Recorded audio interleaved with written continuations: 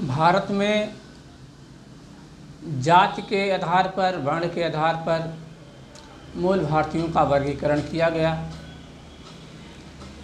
ये वर्गीकरण मूल भारतीयों को कमज़ोर करने के लिए किया गया। जातियों में बांटने का उद्देश्य था, लोग बिखर जाएंगे, लोग छोटे छोटे टुकड़े में बढ़ जाएंगे तो इनकी ताकत कमज़ोर हो जाएगी, और जब ये कमज़ोर हो जाएंगे तो इनका शोषण करना आसान हो जाएगा। क्योंकि ये विभाजन इस आधार पर था कि जितने टुकड़े किए गए सभी टुकड़ों का आपसी संबंध खत्म कर दिया गया। एक दूसरे से इनका आपसी संबंध खत्म कर दिया गया, एक दूसरे से ऊंच नीच उसमें डाल दिया गया, एक दूसरे से पवित्र अपवित्र उसमें डाल दिया गया। इस आधार पर एक दूसरे से संबंध विच्छेद हो गया, और संबंध विच्छेद होने के नाते उनकी ताकत ख़त्म हो गई। उनकी ताकत ख़त्म होने के नाते जो बांटने वाले लोग थे उन्हें शोषण करने का पूरा अवसर मिला। लेकिन इस बंटवारे की जिम्मेदारी ये बांटने वाले लोगों ने अपने ऊपर नहीं लिया। उन्होंने सीधा उस तथाकथित काल्पनिक ईश्वर के नाम इस जिम्मेदारी को थोप दिया। उन्होंने पहले तो कहा कि ब्रह्मा ने वर्णों के आधार पर लोगों को पैदा किया है। ब्रह्मा ने जिस तरह से पैदा किया है उनके पैदा होने के आधार पर ही भारत का हिंदू वर्ग 4 वर्गों में बंट जाता है। क्योंकि जो ब्राह्मण है वो मुख से पैदा हुआ, जो क्षत्रिय है वो भुजाओं से पैदा हुआ, जो वैश्य है वो पेट से पैदा हो गया, और जो शूद्र है वो ब्रह्मा के पैरों से पैदा हो गया। तो 4 विभाजन तो ऐसे ही हो गया, ब्रह्मा ने कर दिया पैदा करके। उसके बाद जो है जो जाति में बांटा गया उसके पीछे ये तर्क दिया गया कि जो जिस भी जाति में पैदा हुआ है वह उसके वर्तमान कर्मों का परिणाम नहीं है, बल्कि उसके पिछले जन्मों का परिणाम है। उसके पिछले जन्मों के कर्मों के आधार पर उसे वर्तमान जाति प्राप्त हुई है। अब क्योंकि जो वर्तमान जाति मिली है वह पिछले जन्म के आधार पर मिली है, पिछले जन्म के कर्म के आधार पर मिली है, तो इस जाति के भी कर्म निश्चित कर दिए गए। अब इस जाति में जब तक आदमी जिंदा रहेगा तब तक उस जाति के लिए जो कर्म निश्चित किए गए हैं उसको उसे करना पड़ेगा, और इस कर्म को करके वह कभी उच्च जाति का बन नहीं सकता, वह कभी इस जाति में सम्मान का हकदार हो नहीं सकता।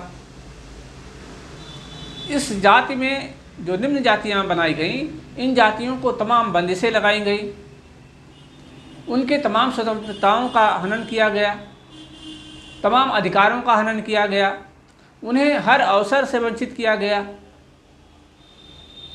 तो वो जब तक इस जाति में जिंदा रहेंगे तब तक नीचे ही रहेंगे, शोषण करवाने के लिए ही रहेंगे।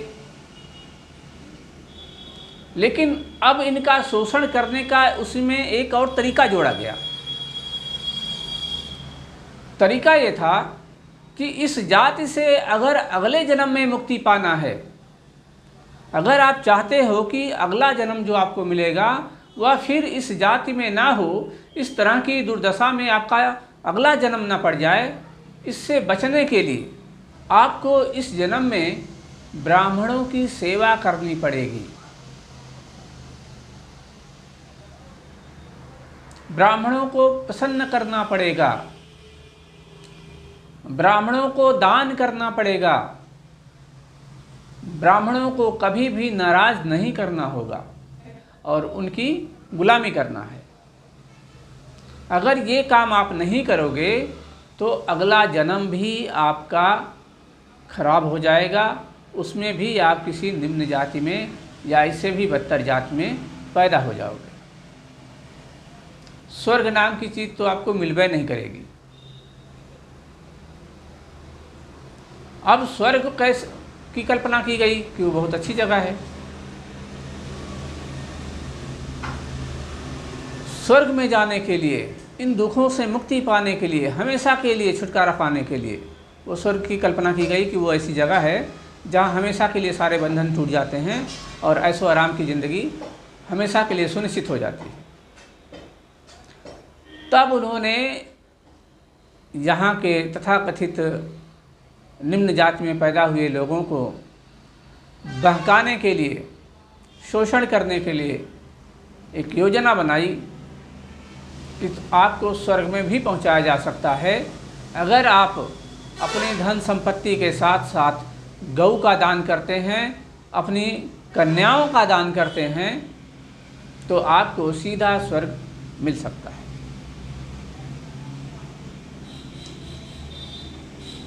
गऊ का दान, गाय का दान, कन्या का दान करने के बाद आपको सीधा स्वर्ग मिल सकता है। ये मनुस्मृति भी कहती है और कई सारी स्मृतियां भी कहती हैं। तो इस जन्म में दुर्दशा को सहने वाला आदमी, इस जन्म में जीवन से तंग आ जाने वाला आदमी स्वर्ग में जाने के लिए लालायित होने लगा कि कैसे इस जन्म से छुटकारा मिले, इस तबाही से छुटकारा मिले, इस शोषण से छुटकारा मिले और किसी तरह स्वर्ग नसीब हो जाए। इस आशा में तथाकथित ब्राह्मण समाज के बहकाए जाने पर यहाँ के मूल भारतीय लोगों ने अपनी कन्याओं का दान भी करना शुरू कर दिया। और वो दान जो है तथाकथित पंडित पुजारियों के बताए गए अनुसार दान देने की शुरुआत मंदिरों में हुई।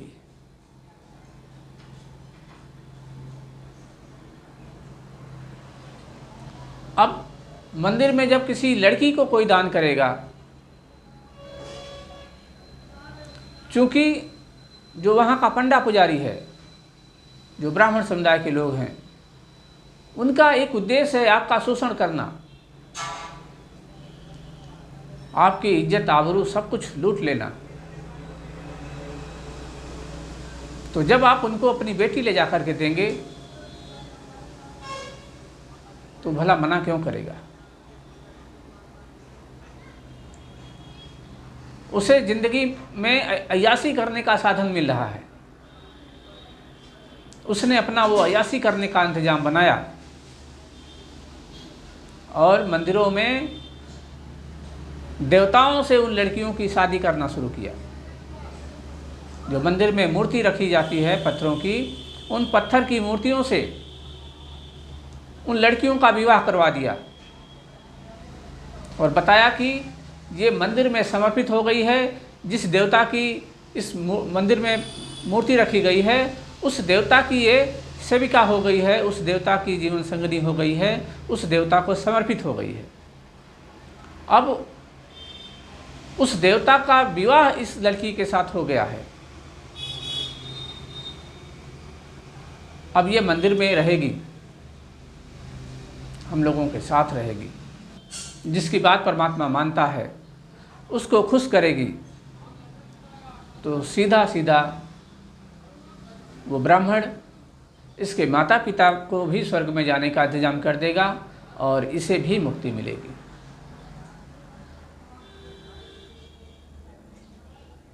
इस आधार पर कन्याओं का विवाह मंदिर के देवता से होने के बाद उन कन्याओं को मंदिर में रखा गया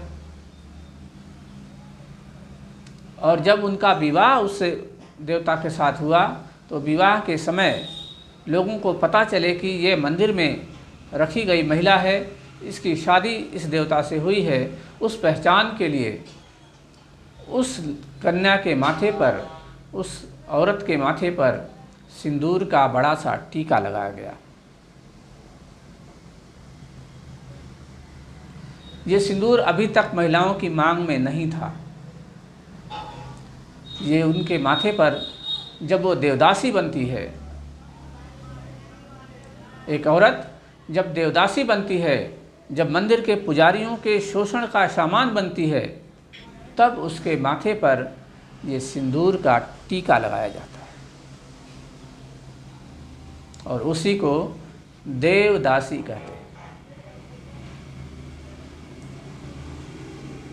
तो अभी आपको केवल इतना बताने का प्रयास किया हूँ, ये जो सिंदूर है महिलाओं के माथे पर कब आया और कैसे आया।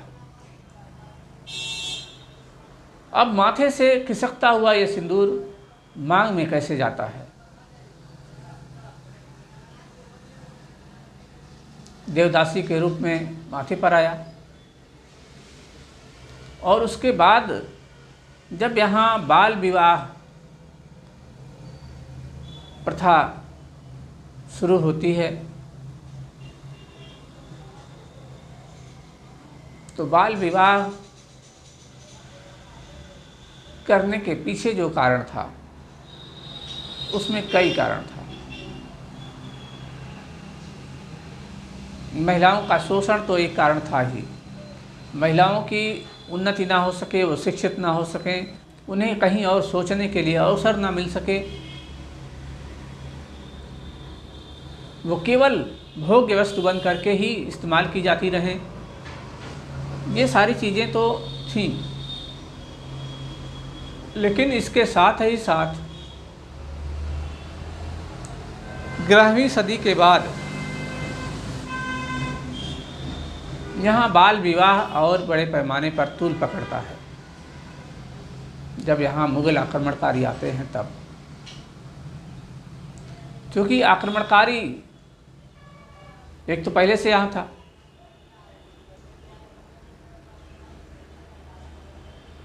वो लोग भी आते हैं, मुग़ल लोग भी आते हैं, तो आक्रांता जो होता है वो किसी पर दया बया तो करता नहीं है, उसे लूटना, मारना, शोषण करना, जो भी सुख सुविधा मिले सबको ले जाना, यही उसका उद्देश्य होता है। और वो जिस तरह से आर्य यहाँ की अपनी महिलाओं को लेकर के नहीं आए थे, उसी तरह से मुग़ल भी अपनी महिलाओं को लेकर नहीं आए। और यहाँ आकर के जब दूसरा कोई पुरुष, बदमाश टाइप का पुरुष कहीं से भी आकर के कहीं रुकेगा तो उसके शारीरिक शोषण की जो कामवासना है वो तो जागेगी ही जागेगी, और उसकी पूर्ति करने के लिए वो वहाँ की महिलाओं का शोषण करेगा। ऐसा ही हुआ, मुग़लों ने भी किया। अब चूँकि जो आर्य लोग थे उनका परिवार बन चुका था, उनके घर में भी बहू बेटियाँ हो चुकी थीं। हालांकि उनके घर की बहू बेटियाँ मूल भारतीय समाज के लोगों से छीनी गई महिलाएं थीं, हड़पी गई महिलाएं थीं, विवश करके बंधक बना करके रखी गई महिलाएं थीं। इसीलिए उन महिलाओं को वधू और पत्नी बनाया गया, कहा गया जाता है, क्योंकि वो गुलाम थीं, दासी थीं और बंधक बनाई गई स्त्रियां थीं।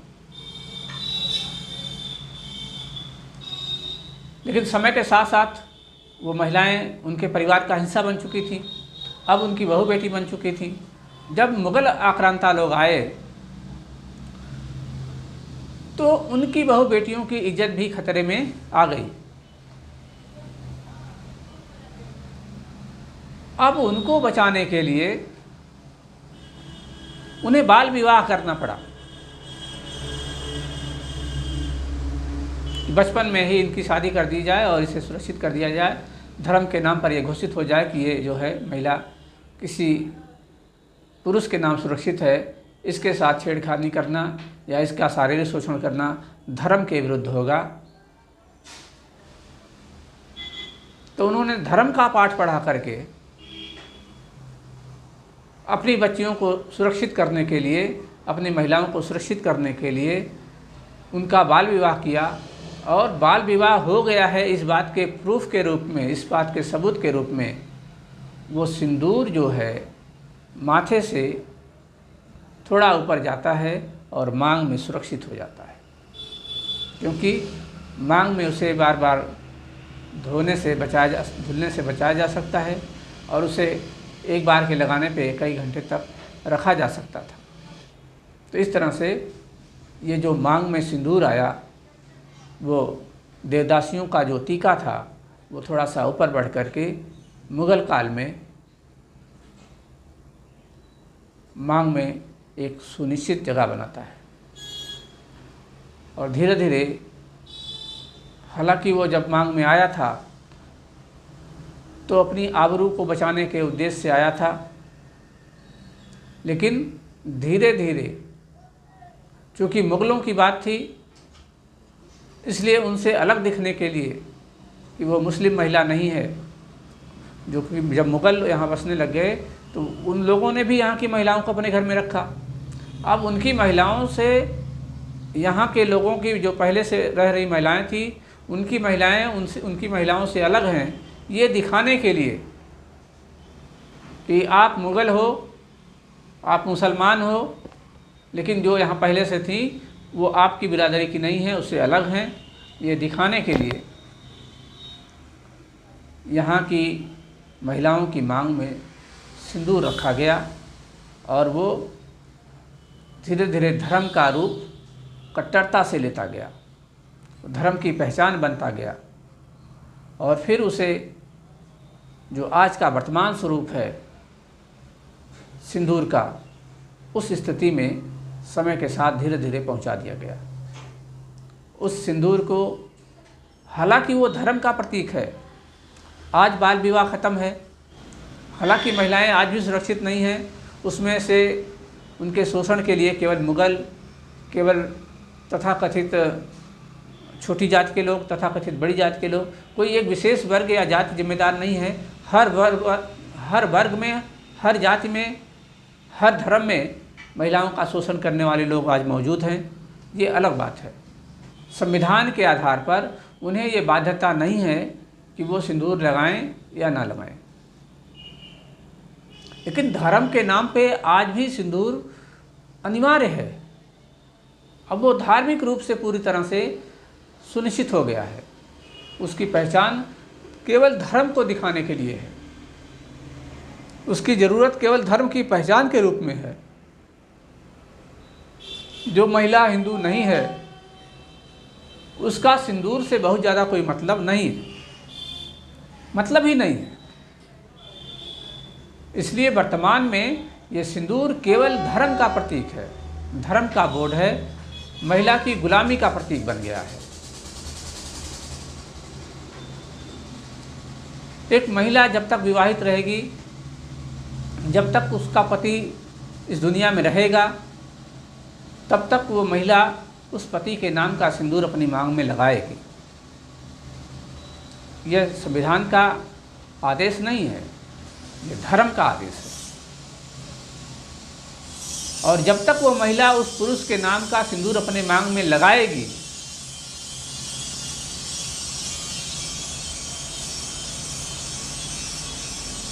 तब तक वह उस पुरुष की गुलाम रहेगी, उस पुरुष के अधीन रहेगी। अब उसका पति अब चाहे जैसा भी हो, उसके लिए परमेश्वर के समान है, ईश्वर के समान है, देवता के समान है। उसे आजीवन उस पति की गुलामी करना ही उसका धर्म है, उस पति की सेवा करना उसका धर्म है, उस पति की दासी बनकर रहना उसका धर्म है। वो पति चाहे कुछ भी करे, लेकिन उसके नाम का सिंदूर उसकी महिला को अपने मांग में जरूर लगाना है।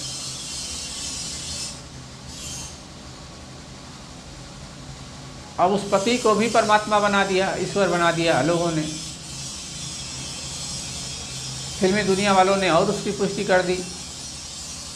भला है, बुरा है, जैसा भी है, लेकिन मेरा पति मेरा देवता है। भाई भला है तो देवता है, देवता के समान है, परमेश्वर भी है, ईश्वर भी है, कोई बात नहीं, भला है तो चलेगा, कुछ भी हो जाए। लेकिन बुरा है तब भी देवता है, बुरा है तब भी परमात्मा है। ये कैसी व्यवस्था है? ये किस आधार पर है? ये केवल और केवल महिलाओं के शोषण का, महिलाओं की गुलामी का ही तो प्रतीक है कि पुरुष चाहे जितना नालायक हो, मगर वो पति बन गया है तो वो परमेश्वर के समान है।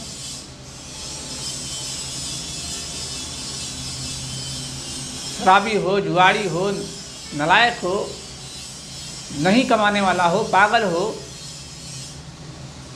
चाहे जैसा हो, मगर वो एक स्त्री के लिए देवता है, परमेश्वर है, पति परमेश्वर। यह महिलाओं की गुलामी का प्रतीक है, क्योंकि हिंदू धर्म में महिलाओं को गुलाम बना करके ही रखा गया है। स्त्री और शूद्रों का शोषण करना ही हिंदू धर्म की बड़ी व्यवस्थाओं में से एक है, बड़े उद्देश्यों में से एक उद्देश्य है। इसलिए जो महिलाएं अपने मांग में सिंदूर लगाती हैं, उन महिलाओं से मैं बताना चाहता हूं कि अगर आप देवदासी के रूप में अपने आप को महसूस करती हैं या मानती हैं, आज भी पुरुषों की गुलाम हैं और गुलाम बन कर के ही रहना चाहती हैं, तो आप मांग में सिंदूर लगाओ। सिंदूर गुलामी का प्रतीक है, ये गुलामों के लिए है, आज़ाद महिलाओं के लिए नहीं है, बौद्धों के लिए नहीं है। उम्मीद करता हूँ कि बातें आपको समझ में आई होंगी। आज बस इतना ही, मिलते हैं किसी और वीडियो में। नमो बुद्धाय, जय भीम।